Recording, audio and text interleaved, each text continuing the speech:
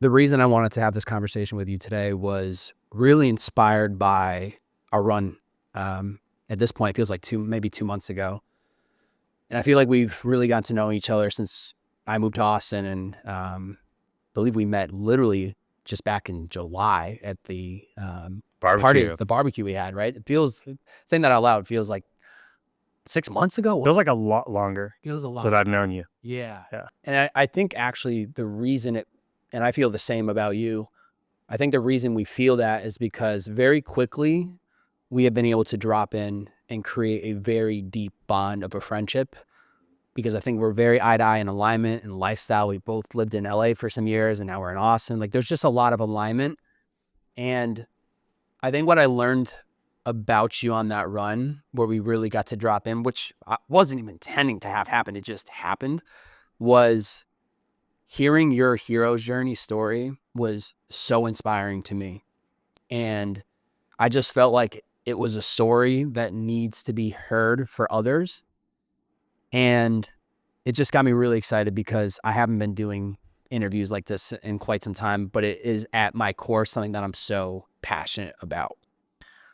For your hero's journey, we'll get into really focus around alcohol, but I want to set the context that I think we're not here to actually talk about alcohol, right? The deeper truth of that is you identifying something in your life that was no longer aligned or serving you, and you just decided, hey, I got to cut this out, and it's been a journey since. So I just want to set the frame that it's not about eliminating alcohol in everyone's life. It's about Anthony decided he needed to make a change with this one thing, and it's completely transformed your life. 100%. Where I want to start is, how did you know this was something that needed to be audited in your life?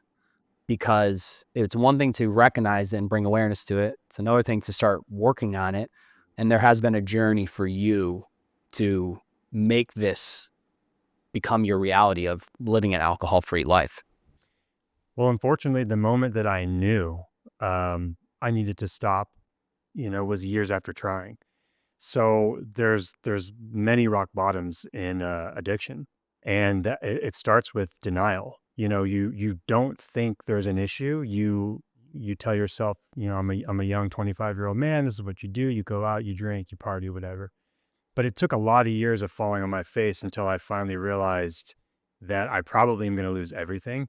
And I mean, my girlfriend at the time, my job, a living situation, like it all came down really in November of 2022, where I had this moment, this voice, something in my head slapped me across the face and said, you have to stop drinking right now. But that was after many relapses, many detox centers, and a stint in a care facility. So that moment of I knew, dude, it took years to get there. I'm grateful that it happened, but it was a long journey. And this is where I want to go deeper in is, so November 2022 was finally we make the decision, which has led you to being sober up into this present moment, correct? What or when was this awareness to, like, even you starting to entertain going to rehab, or maybe doing 30, 60, 90-day sprints of alcohol free, and then there's a slip up? Like, when did that awareness come into you, or someone had maybe made a comment to you about that? Well, yeah, I'd say the first real person that stepped in and changed everything, his name is Rusty. And Rusty is my best girlfriend growing up. It's her father. So he was kind of like a secondary father figure to me growing up. He's 36 years sober. He lives down in San Antonio. He heard through the family, Anthony's struggling. And when he heard that, he called me and he did the right thing, because only another alcoholic can talk to an alcoholic. My family and my girlfriend, they're so distraught by what they're seeing that they react wildly. And why can't you stop drinking? Just stop drinking. That's what I was hearing from the family and my girl. And I don't blame them for that. But another alcoholic, Rusty, calls me and says, I know exactly what you're feeling. This is just a bump in your road. I remember him saying those words. It's just a bump in your road. And I'm going to call you every single day until you get better. And that meant more to me than anything, because I felt like someone finally understood what I was going through. Because at that point, I'd been struggling for about 2 years solid of like drinking in the mornings, drinking in the afternoons. Really, something's wrong. And Rusty shook my tree. He was the first person to be like, you got an issue, dude. You're about to lose everything and you got to change some things. So that was summer of 2021. He set me on the path of check out AA, get a sponsor, start forming a sober group of men and women, stop going to the bars, right? He just led me down that path. Like a framework of where to start. Exactly. And I did not have that yet. Because again, your friends don't think you have a problem because they're also partying. And you know, your mom and dad, you're their baby boy. So you can't do no wrong, right? It's like the times I would maybe express to my dad, like, yeah, I think I'm hitting it too hard. He was like, oh, I did that at your age too. So I just didn't have someone that came in with some force and was like, if you keep going down this path, you're either ending up in jail or death, right?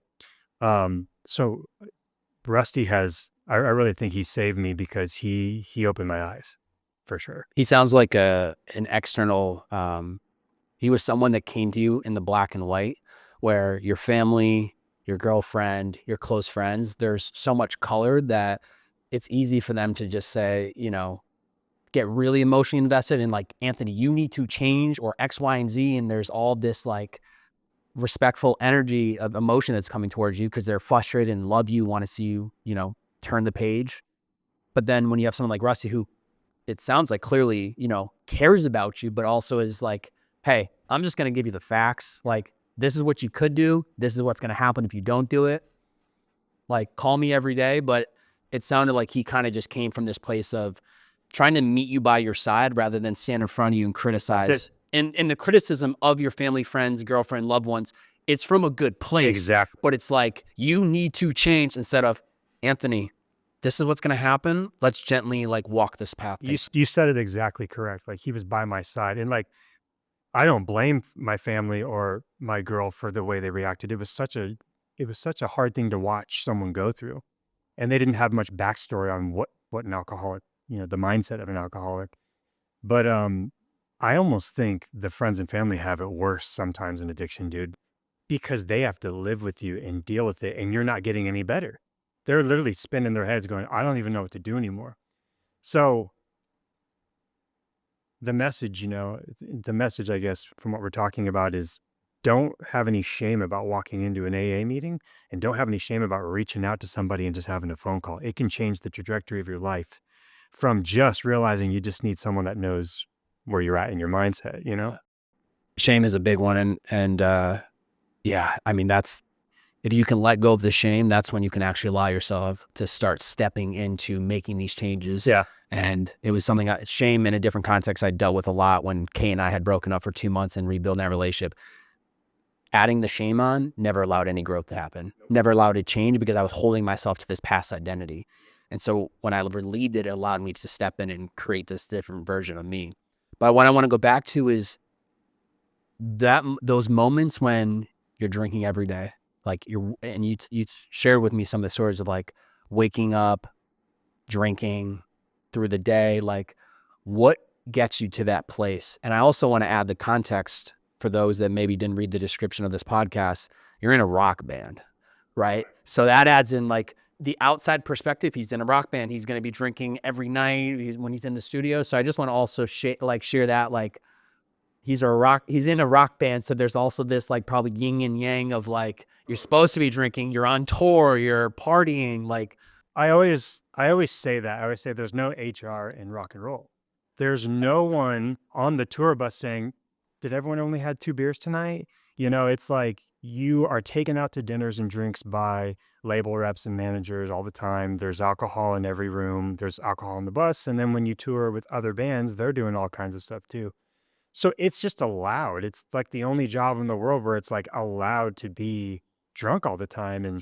And that's not to say like our singer is 13 years sober. He doesn't drink, and he does a very good job of letting people have their fun because, you know, that's his path, is being sober. But the rest of the band and crew, they like to have a good time. And I think I was one of those people. He was like, okay, Anthony likes to have fun. But tour definitely took my drinking to a new level.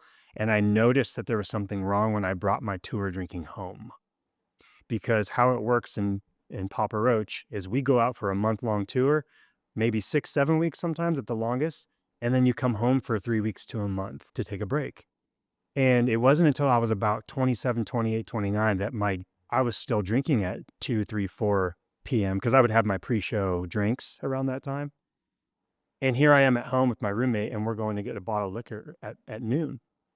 And I remember that was one of the first like red flags. I went, you're drinking like you drink on tour, and you used to not. You used to like go to the gym and like do normal things. And so that just progressed into the pandemic. And then the pandemic did what it did to all of us. I mean, it was so fun at first. And I don't know if you felt the same way, but the pandemic to me felt like a summer camp or something, like, or you stay home, you're locked in your house, you watch a ton of Netflix and you order Postmates. I was having a good time. I thought that was badass.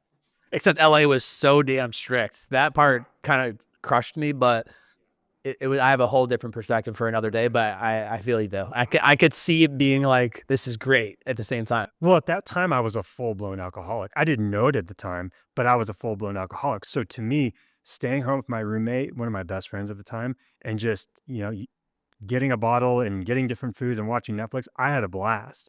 But that lasted a couple months until was I was literally waking up with a bottle next to the bed. So meaning when I would wake up at 9 a.m., I would pull it before brushing my teeth. And it's like, I knew there was red flags and things going on, but when you're truly addicted to a substance, you're in it. Like you kind of need it to function. And I was using justifications because I still would go get like a run in. You remember LA was shut down, no gyms, but there was this park by my house in North Hollywood, and I would go do a 3-mile run, 50 push-ups and pull-ups on the bar at the park. And I was like, well, I worked out today. So I'd go get I've earned it. I earned it. And I just had this cycle of drinking all day. And yeah, man, the pandemic elevated everything, but it was always there. Like for the last 5 years before the pandemic, it was there, I think, because of being in the band. You said something earlier that going into this, that just caught my attention, which was when you're on tour, your lead singer is sober, you're sober, some of the other guys drink and they like to have a good time. How's your perspective shifted from, when I first started this sober curious journey, I felt like I'm going to lose out on having fun because I'm not drinking with everyone else. But there's a shift that had to happen. What did that look like for you? The shift was really hard. For the first time in to give some backstory, I've been a musician since I was 8 years old. That's when I got my first drum kit. And how old are you today? So they have context. I'm 35. Okay. So 8 years old, I got my first drum kit from Santa. And it was at my grandma's house. My dad pulled this sheet off the kit. It's glistening. It's like a movie, man. It's sparkly black. And I'm like, I have a drum kit. So they were nice enough to put this drum kit into a spare bedroom and let me wail on it on Christmas morning, mind you, with aunts and uncles and cousins. I was being so loud, but everyone in that room let me do it because they knew I'd been talking about a drum kit for like 2 years at this point. And something happened when I was playing the drums. I was holding the drumsticks. I'm 8 years old, and I remember saying out loud, I'm going to be a musician. I'm going to be a rock star. I knew it. I was like, I don't care what it takes or how long, but I'm going to play music around the world. And so I now have my dream job with Papa Roach, and everything's fun. Alcohol starts to become a problem. I get sober. And for the first time in my career, I hated being on tour because I didn't have my bottle. I didn't have my drink anymore. I was going on stage nervous with a pit in my stomach. I never got nervous before shows. I was always ready for shows. The alcohol numbed it. Alcohol numbed it, and I was confident in my playing. And when alcohol got pulled away, dude, I did not want to go on stage. I was hiding in the back lounge of the bus right before call time, where I normally would be yucking it up with the band and stretching. I was hiding. And I didn't let any of them know this because I didn't want them to be like, oh no, is he gonna mess up or is he gonna perform? For 6 months, I hated being on the road. And it's not because of the road, it's because I didn't have my drink. So that was the transition, dude. It's about 6 months of touring where I was calling Blaze, my girl, before she was like, I don't know if I can go on stage. And she's like, stay strong. Just stay strong. Go talk to the guys, go be around people, stop hiding in your bunk. I was hiding in my bunk with the curtain drawn. And that went away. Like, it's gone, dude. Like, I was smiling when you were asking, did you feel like you were going to miss out on the party? I did, but now I feel like such an old man and I'm damn happy about it. I get off stage. I have my little after show meal. I go in my bunk, dude. I make a tea. It's like 11 p.m. at this point, which is early for a rock band. You go to bed at 4 a.m. when you're on a band because you're getting off stage at midnight-ish, whatever. I make a tea. I call Blaze. I get in my bunk. I watch some YouTube. I go to bed and I wake up. I'll wake up at 9:30 in the morning and I make a coffee, or I go find the coolest coffee shop in whatever town we're in. And I could not be happier that that's my life on the road. Like, to think of staying up, chugging alcohol, doing drugs, not getting rest, being cranky in the morning and not wanting to work the next day sounds horrible to me. That's what you get when you drink and stay up on the road. Yeah. I now get the chance to wake up with a clean slate and happy and an elevated mood every day. So I don't miss the party at all. Yeah. I love how I think you shared with me on the run where the best way for you to get to see these cities when you're on the road is you go for a run. And so it's like you couldn't do that when you were drinking. You'd be laying in the bunk. Probably I would wage to bet on that version of Anthony party and having the time of his life at that phase. You probably, for some cities, were only seeing the venue and that was it. Yeah. Because you would sleep your way through, work your way back up, maybe visit a couple of the local pubs to get the day started. But I would imagine you're not even really getting a chance to see these cities because your priorities are a little bit different. It's all the differences in the morning. Because again, a pretty normal night on a tour, depending on if you're the headlining band or not, you're going on stage at 10 p.m. sometimes. So the last show, one of the last tours we did, we were going on at 10 or 10:30. You get off close to midnight. Now, from getting off stage, you got to shower, you call your family if they're up, you have an after show meal, you get your baggage from the dressing room to the bus. Like, you're going to bed at 3, 4 a.m. And I handle all that stuff now ASAP off stage because I prioritize my rest. And getting up at 9, 10, whenever I wake up now on the road allows me to go see the cities. Because we do have sound check in the afternoons, and sometimes there's a meet and greet, whatever. But from 9 to 1, I can go see whatever's in the city. I can go to a restaurant. I can go there's always a park or a body of water nearby. I go run toward it. So touring has changed now. And I'll tell you, there were more moments than I can count where I was in a city like Amsterdam or Antwerp, Belgium, these beautiful places. And I was so hungover from a night of drinking that I stayed in my hotel room all day. And I remember thinking, there's some people that will never get to Europe. And I would come to my window cranky and hungover, and I would just look and I'd see, Europe, there's a bell tower, there's a cathedral, there's cobblestone walkways and Christmas markets, some of the most beautiful places on earth. And I was staying in my bed all day because I was crippled with stomach pains. That was years, dude, of wasting this wonderful job. And I now get to enjoy those cities. And we leave in 9 days for Europe, and I'm doing a full European tour with the band, and I'm going to make the most of every single day as a way of being like, the old Anthony missed out on some things, but the new Anthony's like, Wow. So you haven't been to Europe with this new version of you yet? no, Wow. Wow. That is exciting. I'm so excited for that. Wow. Wow. Blaze, she's, from what you've shared, as Rusty and I'm sure your family, but for Blaze specifically, it sounded like from that run, she has been a rock for you and for the relationship through the process. Can you share in what ways she's been able to support you, or what did that look like for you guys in the relationship? She's everything. I mean, she saw the worst of me over anyone, over family, over Rusty, over bandmates, because she lived with it. And that girl is calm, dude. She never raised her voice at me. Some women, dude, when I was waking up at 1 and being sloppy or being aggravated, and some women would just lay into you. She was always calm. And in the beginning, before we really saw that it was an issue, she was like, "You're an adult, dude. If you want to go drink right now, go drink." She didn't want me to. She didn't like it, but she gave me some space in the beginning. She's like, "Dude, you're an adult. I'm not going to stop you. You're a grown man. I'm not your mom." And I always respected that until it got bad enough where she ended up having to leave. She left Austin and went back to LA, to home, to give me a year of recovery. And she never left my side the whole year. She never said, "I want to leave you" or break up. She called me every day. And that's within her feeling terrible. I mean, seeing her, the person she loves the most, go through this, she never let up on me. And when I went to rehab, you know, in rehab, you can't talk to anybody. They take your phone. They don't allow that at all. You were allowed, and where I went, you were allowed like 3 phone calls. So you had to A week or a day? no, for the month. You had to choose. When you want to cash in the Do token. I call mom? Do I call Rusty, my sponsor? Do I call dad? You had to choose. Blaze, I obviously chose, but I think she was my second phone call. The first one was my mom.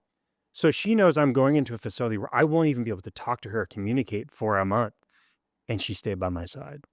And I think back, I'm like, she could have been like, this idiot, dude, like, I deserve so much better, which she does.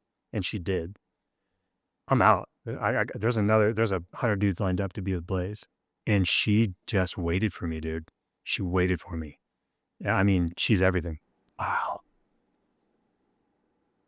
Yeah, I mean, when you shared that with me, it was just from a place of like really understanding the love that has been cultivated in your guys' relationship and how powerful that is, that even through the dark night of the soul for you, she stood there for you. Because you're right. Yeah.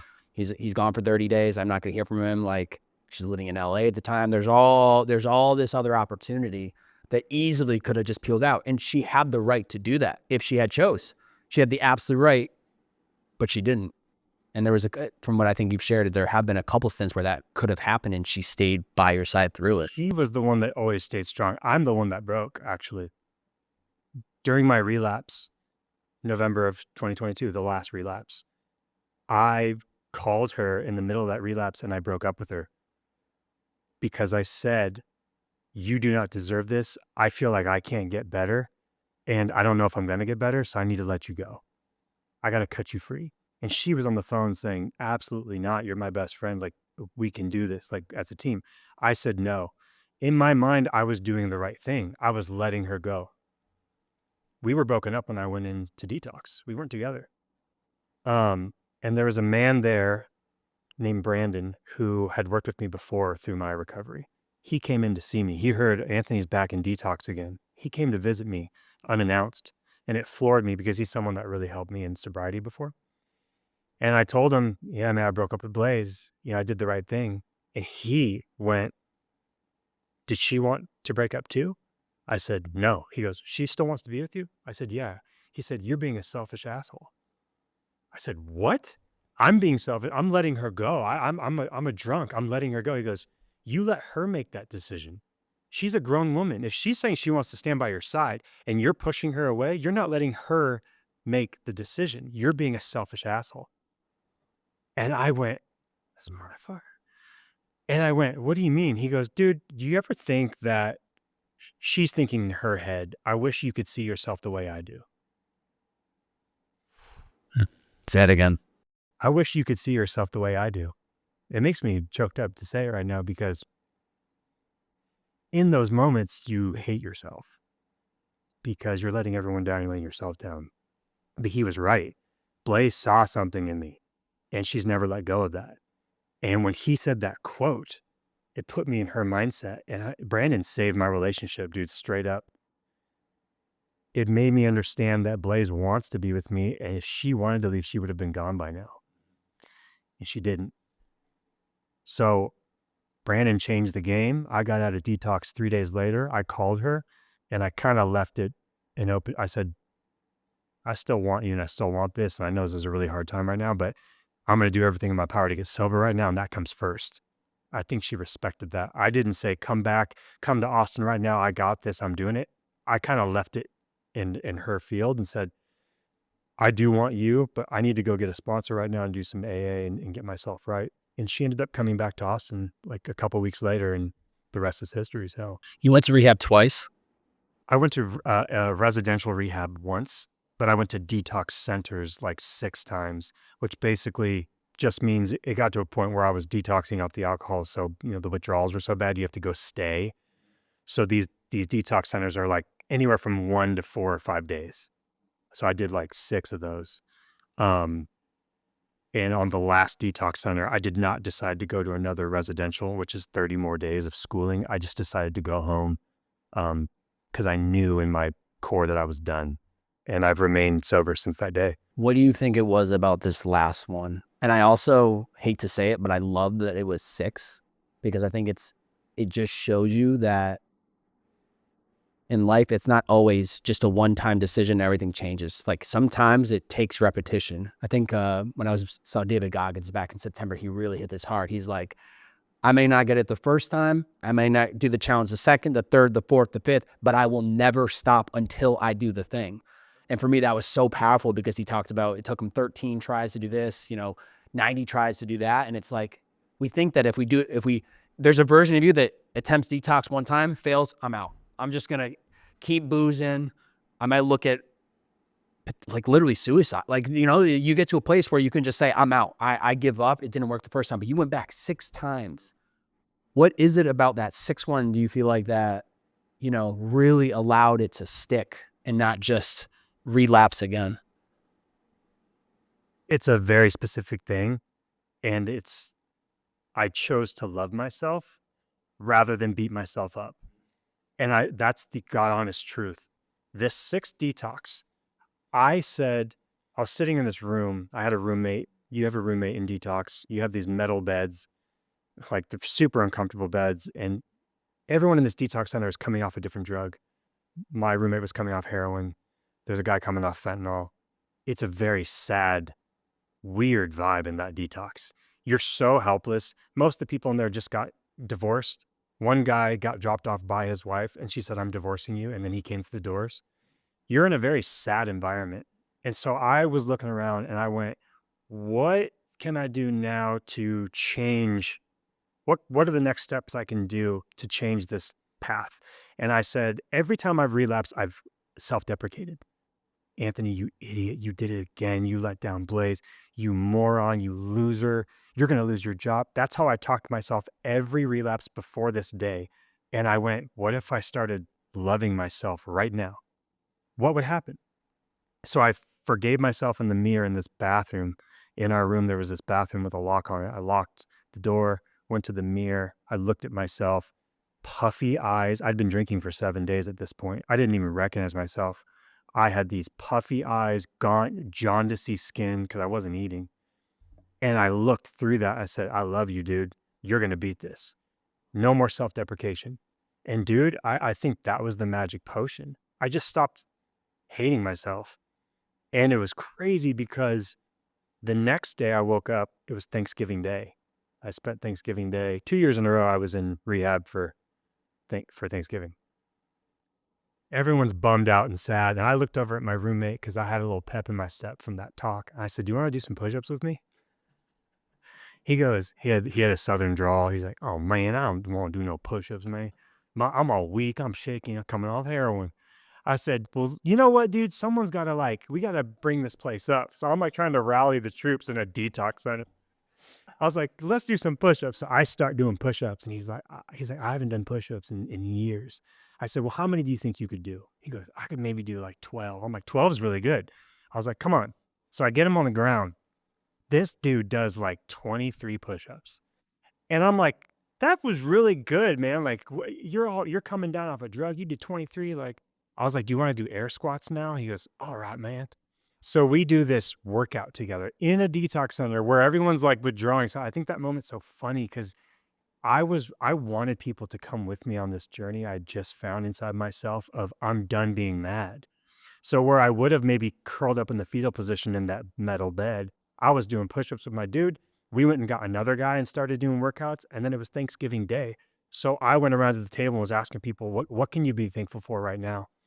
I wanted to take over that center and pull people out of their demise, that dark place that they were living in, the guy who just got divorced. I felt a calling to be like the guy that day. And some people didn't want to talk. Some people did. But that decision to take action and do something other than mope and be mad changed it. And when I left that detox center, I haven't drank. It's been over 2 years. I just think it was a moment of self-love. Dude, I'm so proud of you for having that conversation, but then taking that gift of that energy and emotion you were feeling and trying to ripple into the people you're around at the time. And I have no idea where that guy is at this point in his life, but I would imagine that was like a complete paradigm shift for him in that moment of like, I can't do push-ups. And then he says 13 and he does 23. Like that's such, the fact you say air squats, he's like, I'm down. It's like, yes, because he's taking a few steps in a new direction and it's completely just opening his eyes. So like, like New perspective. new perspective. I can do this. I'm getting a little bit of momentum. Even earlier today, I'm like hesitant because I don't want to create this thing but I know I should do it or I want to do it. And it's like, let me just take the first couple steps. I'm just going to write the first sentence and then great. I feel like I could write the second. And then it's like, boom, becomes like automatic. It was really a simple moment that had such a big impact because it was, what have I been doing before that hasn't worked? And I went, oh, you always are mad at yourself. So I just went, stop being mad. Dude, it took a second and it changed the trajectory of everything. And thank goodness my family and Rusty and Blaze trusted me to leave that detox center and go straight home to my apartment instead of going to another residential, which is normally what you do. You detox and then you go to 30 days. And I told everyone in that facility, I do not want to go to residential. I'd like to go home. Why? You just felt ready to get back to it? Like you felt... No, I knew I was still in hot water, but I knew that it was going to be forced. If they were going to make me go to that residential, the first time I went to residential, I wanted to go.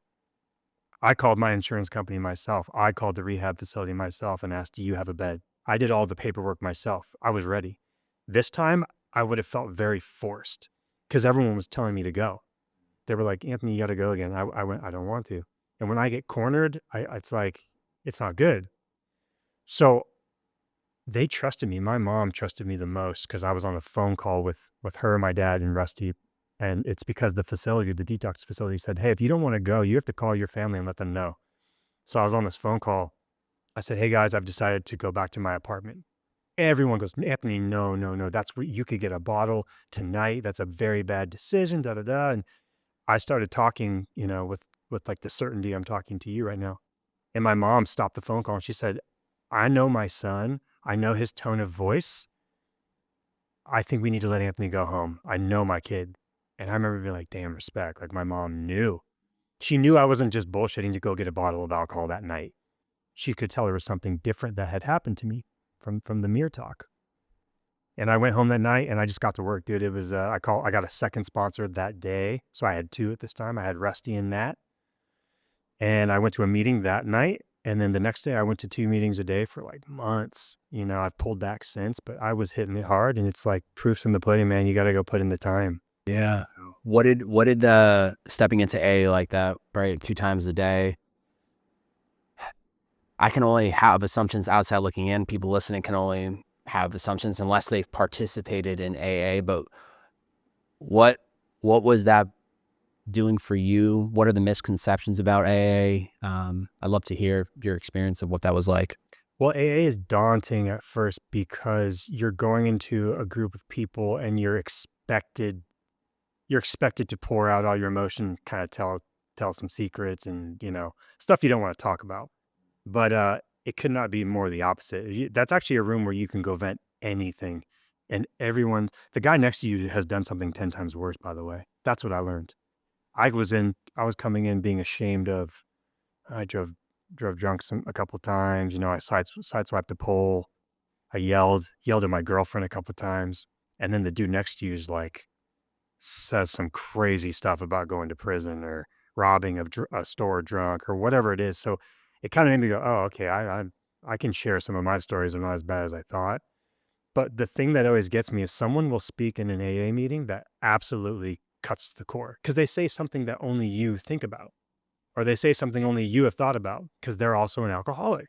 So there's a story that will be told from a guy that's 80 years old who has 50 years of sobriety. And he'll say something that you just feel it in your gut, changes you a little bit. And you leave the meeting hopeful. You leave the meeting hopeful because the worst thing I think you can do in addiction is hide, not talk, and stay in your room. A meeting's the opposite. You go face to face with someone that's gone through the same things as you.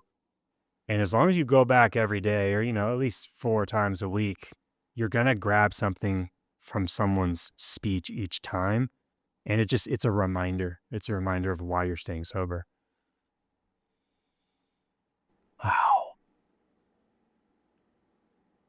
I'm just imagining an environment of, we were talking about this on the drive here, where we didn't say it directly, but what I was taking in is like environment matters, right? And it's actually helped me grow more empathy for people, because all I see is an individual that is like Play-Doh, that is morphed and formed based on the environment that they're in. And who's to say I wouldn't be the exact same person if I had lived the experience that they lived. Now, that doesn't give them the pass if they do wrong things, or it doesn't give them the pass, but it helps me understand differently. And so I'm imagining just being in this environment with people that are walking the same path. You can feel welcome to live in your truth and to say the things, instead of being in an environment where, you might be around Blaze or family and they love you and support you, but they're not in your shoes, or they can't speak on it. So it makes a huge shift. I see the present version of you, right? That's the version I met 6-7 months ago, was like, That's a crazy thought. super dialed in.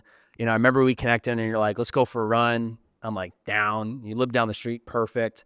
And then immediately after that first run, we just dropped in. But like, I see the present version of you.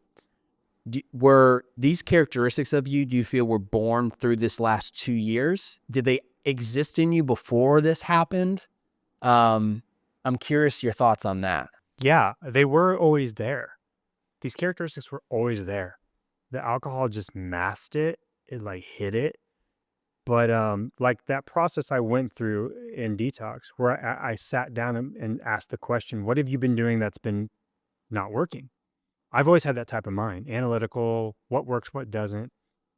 But drinking is different, man, because when you're truly addicted to the substance, you're going to go to any length to get it. So I wasn't thinking about it through all those years. I just wanted that feeling of warmth and, whatever alcohol brought me. But I'd say those characteristics were there. It's just hard to see them, dude. You're running on self-will, and Anthony's will is not good. So it had to transition me to the topic of higher power, which was a very hard topic. It still is. Talk to me about that conversation, because I loved hearing that perspective of, because I remember I asked you, I said, at AA, do you guys talk about religion? Is God your like the underlying like leader, or what does it look like for you? And I thought what you had shared about the higher power, and I think the guy asked you like 3 questions, the ocean. Yeah, dude. I'd love for you to share that. So yeah, when you're going through your steps, the 12 steps, the first step is we admitted we were powerless over alcohol, that our lives had become unmanageable. Once you admit that, you just simply have to say, my life has become unmanageable from drinking. So that step's easy. And then the next one is came to believe that a power greater than ourselves could restore us to sanity. Fuck that one. That one halted me. No, God, all right. The way I studied atheism in my 20s, because I had a run-in with a Christian when I was a young man, and he made me feel so mad. He basically was like, he told me I was lost. And that really pissed me off, because we had been having a conversation about atheism and Christianity. And after our conversation, he said I was lost because I didn't necessarily believe in God.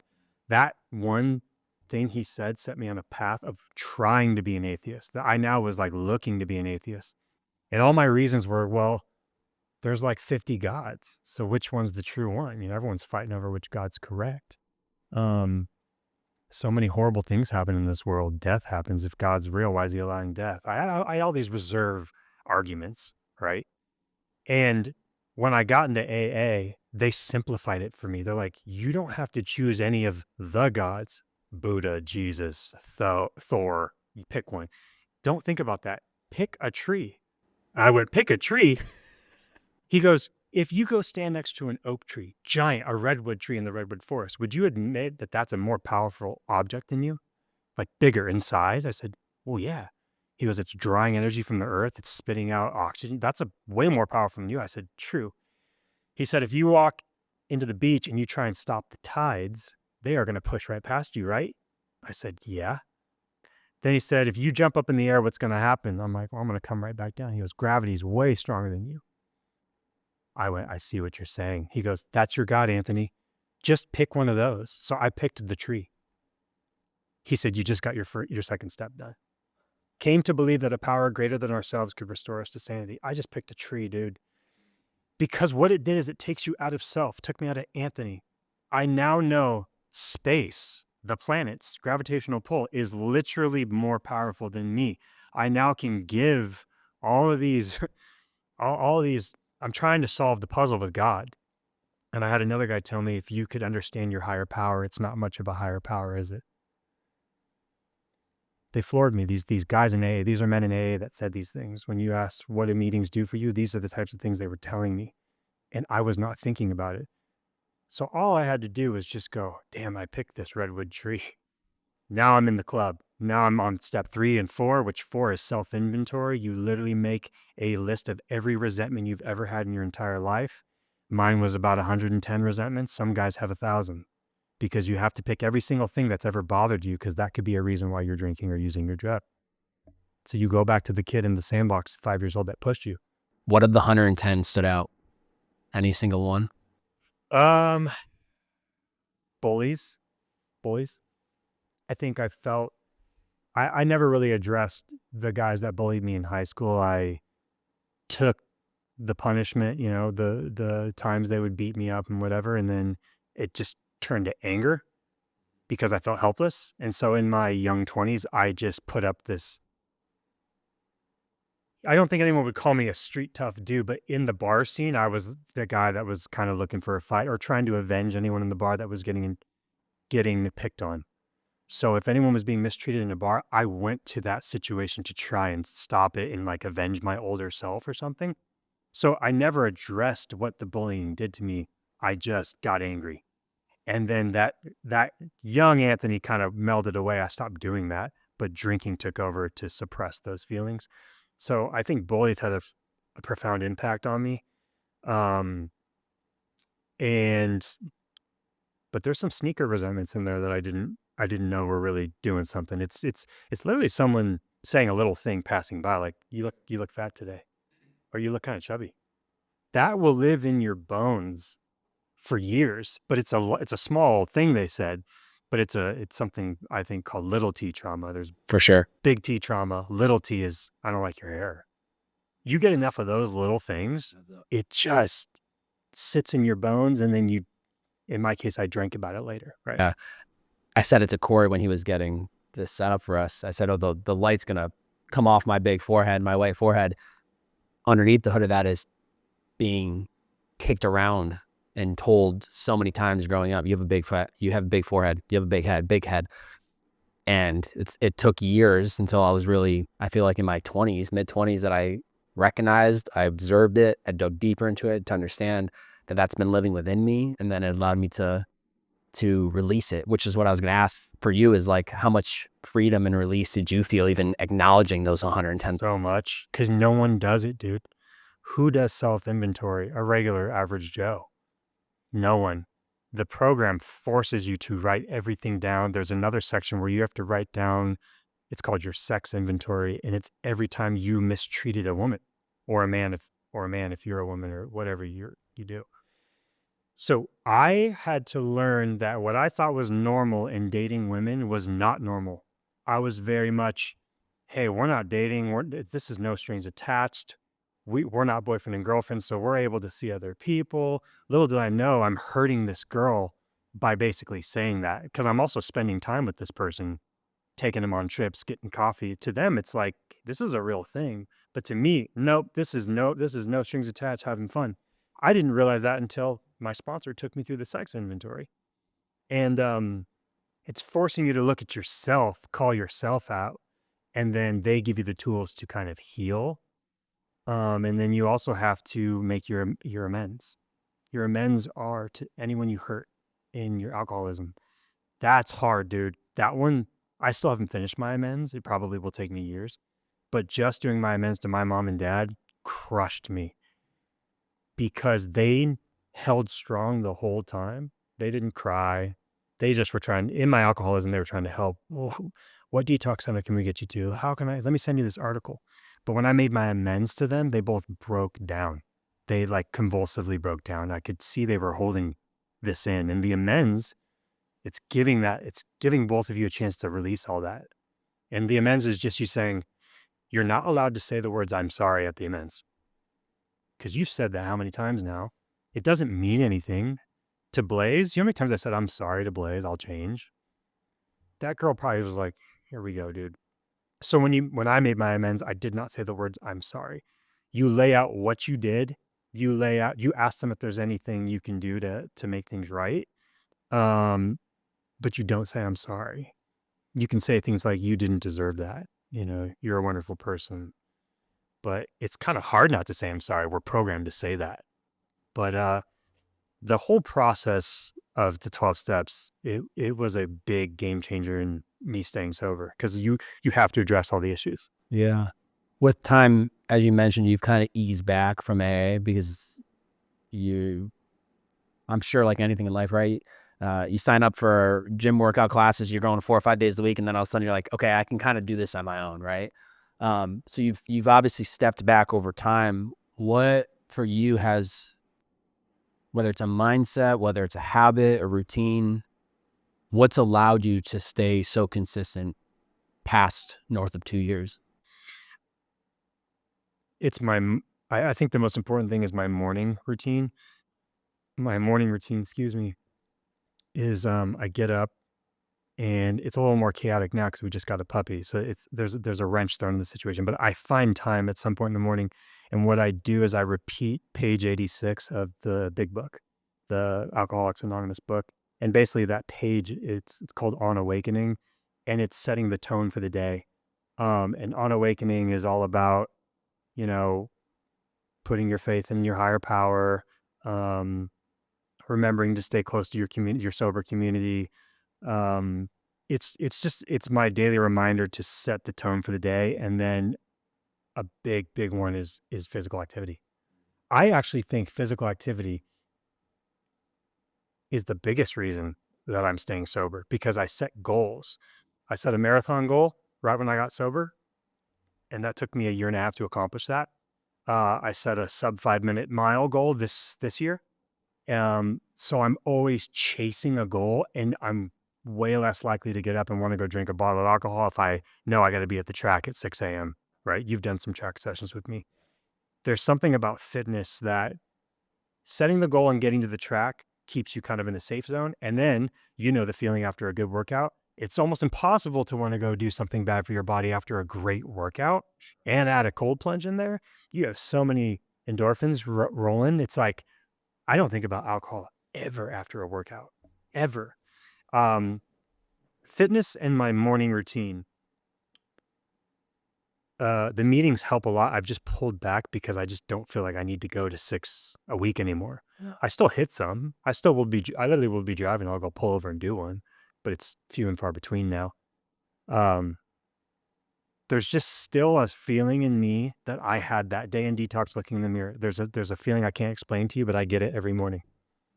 Every morning it appears. And that's what's carrying me. I think what I'm hearing is you're focusing on what are you going to give up if you do take another drink.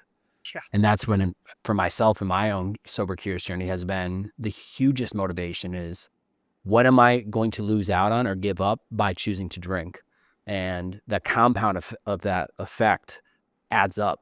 For me, it's always about time management, and, sub bullet of that would be like, what are the things I'm missing out on doing?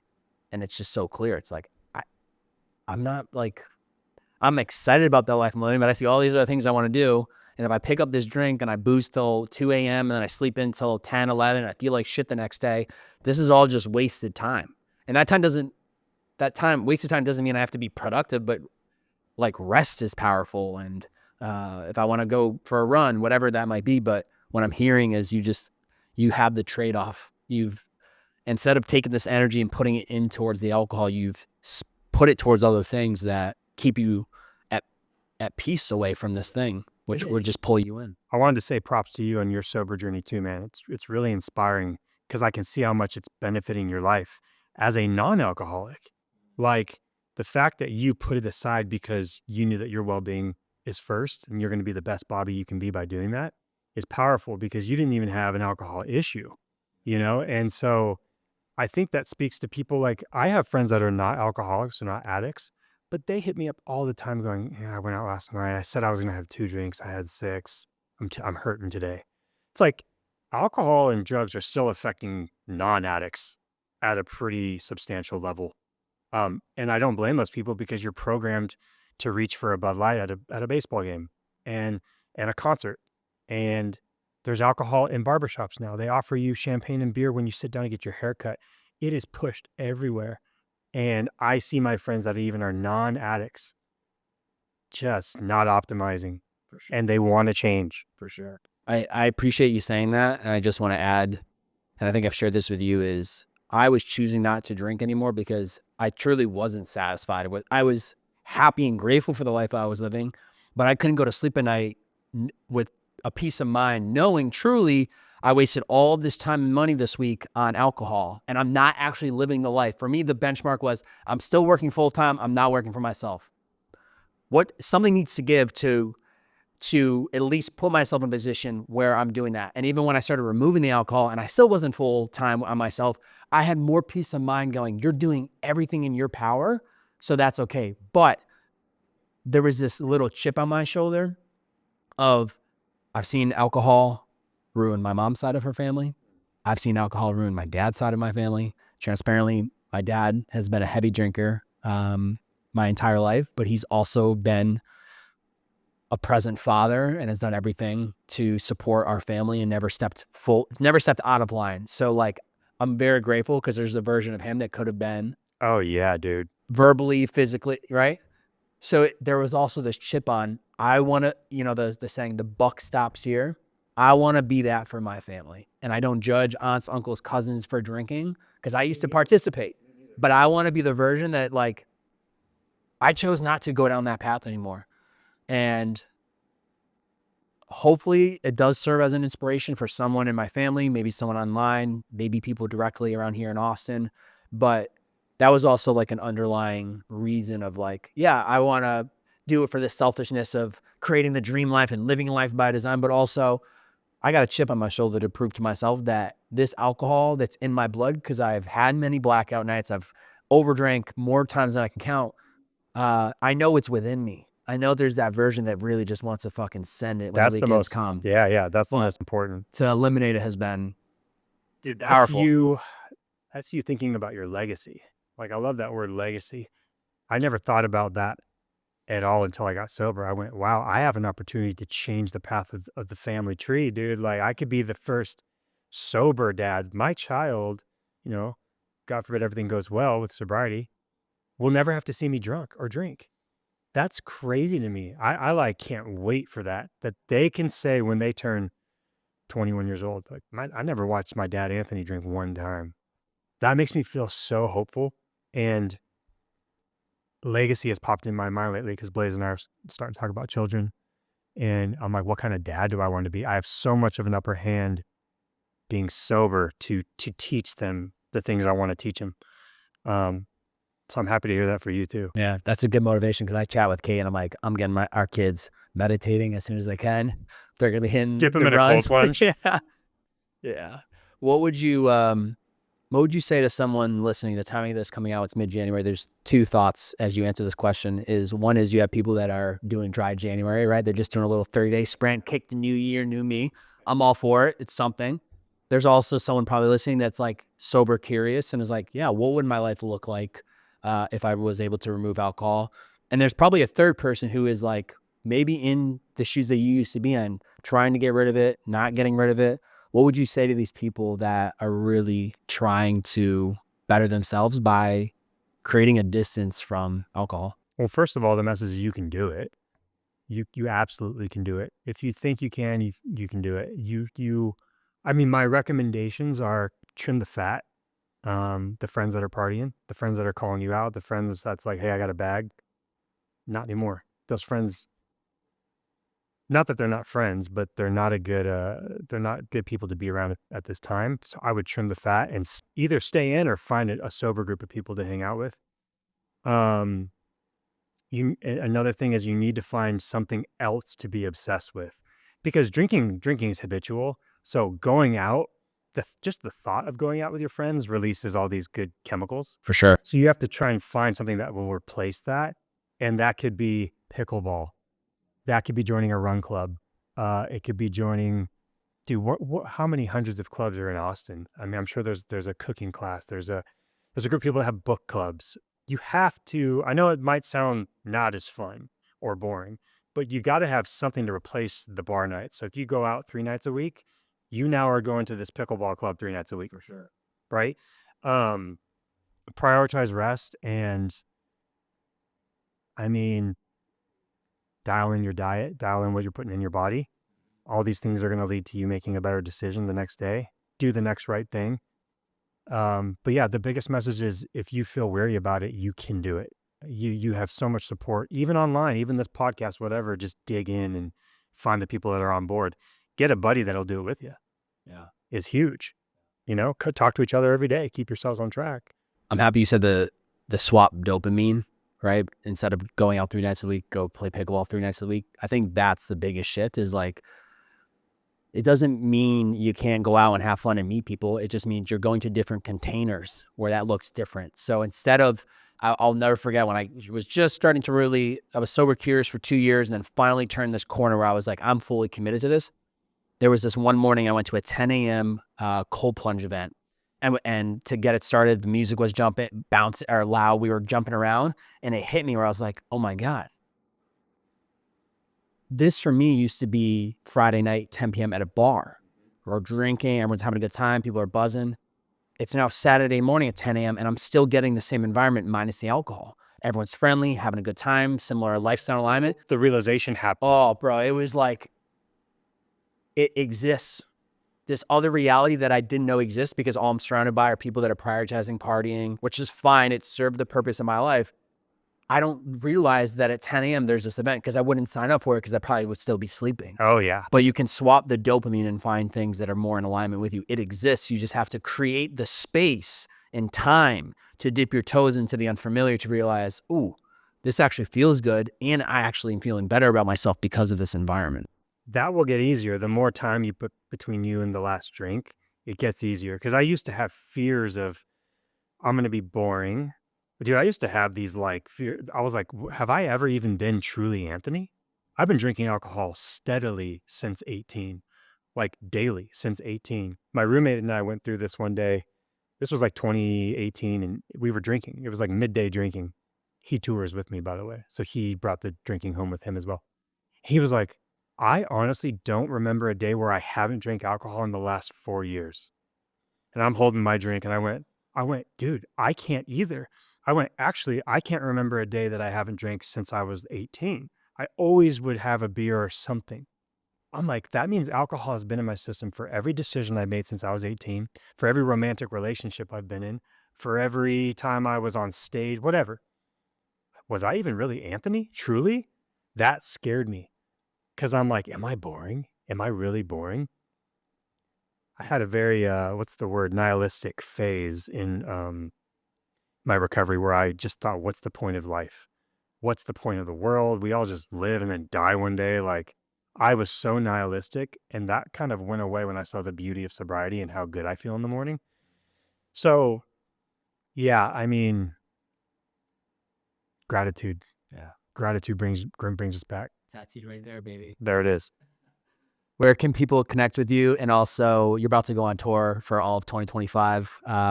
If you want to share a little bit of context of where you guys are going to be touring, maybe some of the hears this might come out and support you guys. So I'm hitting the road with Papa Roach in 9 days. We're going to Europe. We're doing a headliner in Europe. We do a headliner in the US. We're doing Canada, South America. All these dates are on Papa Roach Instagram, paparoach.com. You can find it on my Instagram at Twanista. And this year is going to be a big year for the band, because we took 2024 off of touring for a reason, to kind of go off in hiding, create demand for this year. And ticket sales are through the roof. Engagement is through the roof. So it's like, we're about to go hit it hard. So get your tickets, go online. Yeah, I'm around. San Antonio, I'm coming in hot, baby. It's gonna be great.